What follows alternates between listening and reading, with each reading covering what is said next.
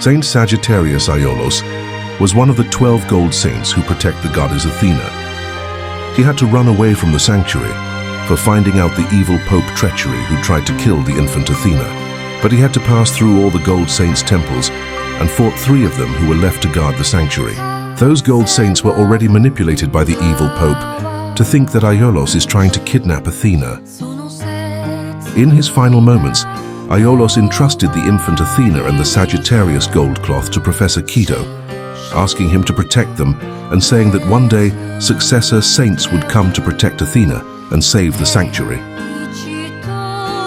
13 years later, a group of young saints gathered to fight the evil reign in sanctuary together and reclaim Athena's throne as the leader of the saints.